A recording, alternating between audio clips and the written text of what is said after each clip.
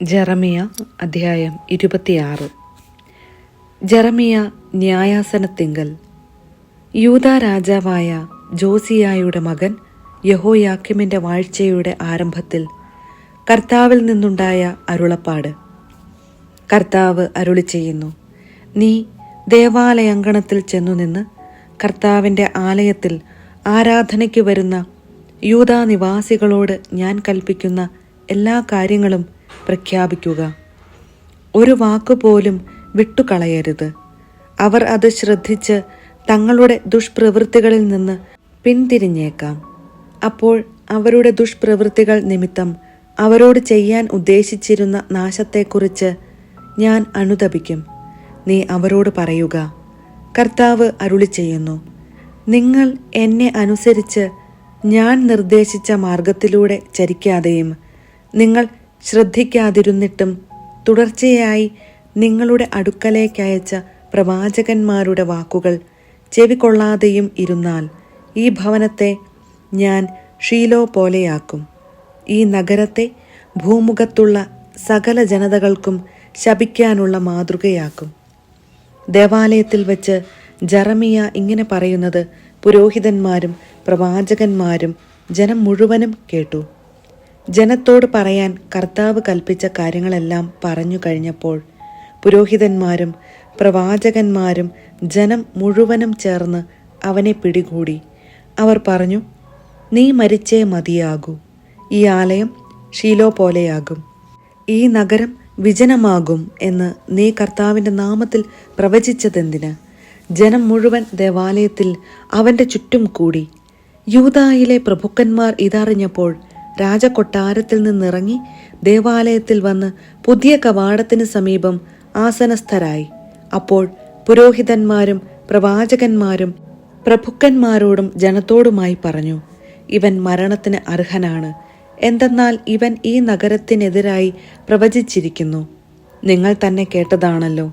അപ്പോൾ പ്രഭുക്കന്മാരോടും ജനത്തോടുമായി ജെറമിയ പറഞ്ഞു, നിങ്ങൾ കേട്ട വാക്കുകൾ ഈ നഗരത്തിനും ഈ ആലയത്തിനുമെതിരായി പ്രവചിക്കാൻ കർത്താവാണ് എന്നെ നിയോഗിച്ചത്. നിങ്ങളുടെ മാർഗങ്ങളും ചെയ്തികളും നന്നാക്കുവിൻ. നിങ്ങളുടെ ദൈവമായ കർത്താവിൻ്റെ വാക്കുകൾ അനുസരിക്കുവിൻ. നിങ്ങൾക്കെതിരായി പ്രഖ്യാപിച്ച അനർത്ഥങ്ങളെക്കുറിച്ച് അപ്പോൾ അവിടുന്ന് അനുതപിക്കും. ഞാനിതാ നിങ്ങളുടെ കൈകളിലാണ്. നീതിയും യുക്തവും എന്ന് നിങ്ങൾക്ക് തോന്നുന്നത് ചെയ്തു കൊള്ളുക.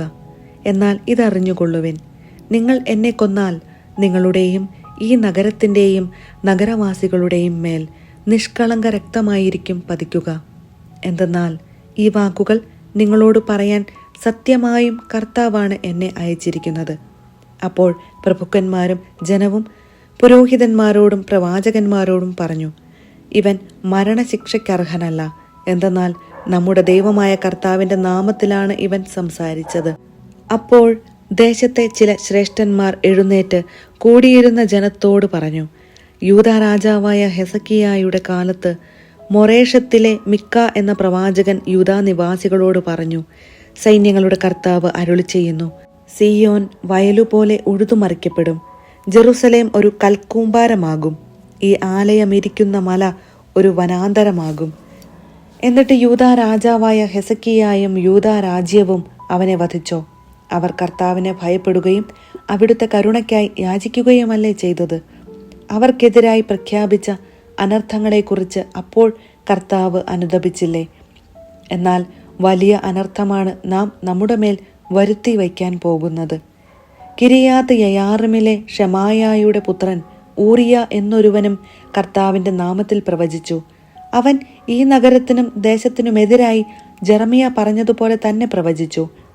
യഹോയാക്കീം രാജാവും പടയാളികളും പ്രഭുക്കന്മാരും അത് കേട്ടു.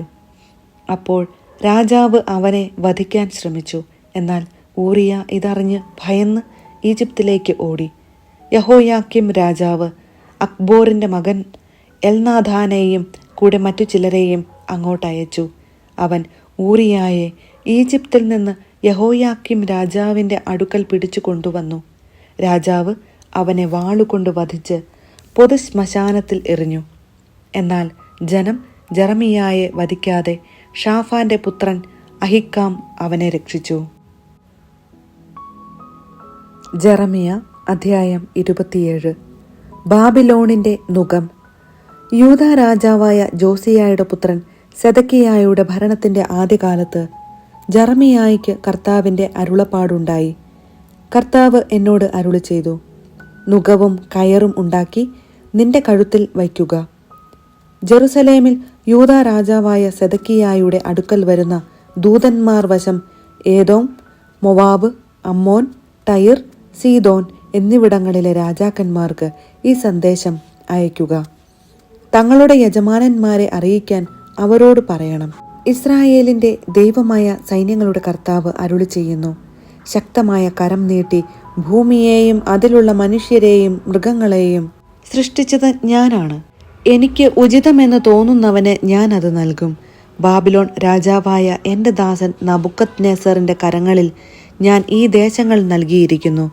അവനെ സേവിക്കാൻ വയലിലെ മൃഗങ്ങളെയും ഞാൻ കൊടുത്തിരിക്കുന്നു.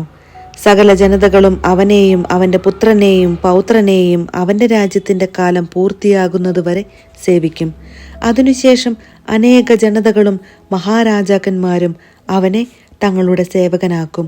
ബാബിലോൺ രാജാവായ നബുക്കദ്നേസറിനെ സേവിക്കുകയോ അവൻ്റെ നുകത്തിന് കഴുത്ത് കുനിച്ചു കൊടുക്കുകയോ ചെയ്യാത്ത ജനതയെയും രാജ്യത്തെയും അവൻ്റെ കൈകൊണ്ട് നിശേഷം നശിപ്പിക്കുന്നതുവരെ പടയും പട്ടിണിയും പകർച്ചവ്യാധിയും അയച്ച് ഞാൻ ശിക്ഷിക്കും. കർത്താവ് അരുളി ചെയ്യുന്നു. അതിനാൽ ബാബിലോൺ രാജാവിനെ സേവിക്കരുത് എന്ന് പറയുന്ന നിങ്ങളുടെ പ്രവാചകന്മാരുടെയും പ്രശ്നക്കാരുടെയും സ്വപ്നക്കാരുടെയും ശകുനക്കാരുടെയും ക്ഷുദ്രക്കാരുടെയും വാക്ക് നിങ്ങൾ ശ്രവിക്കരുത്. നിങ്ങളുടെ ദേശത്ത് നിന്ന് നിങ്ങളെ അകറ്റാനും ഞാൻ നിങ്ങളെ തുരത്തി നശിപ്പിക്കാനും ഇടയാകത്തക്ക നുണയാണ് അവർ പ്രവചിക്കുന്നത്.